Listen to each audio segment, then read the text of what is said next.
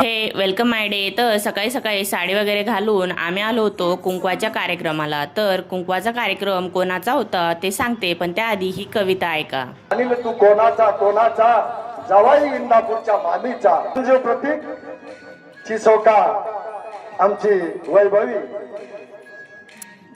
तर कुंकवाचा कार्यक्रम होता माझ्या मावस भावाचा आणि हे असं होता नवरदेव नवरीचा लूक. आणि हे आहेत त्यांचे आईवडील म्हणजेच माझे मावशी आणि काका.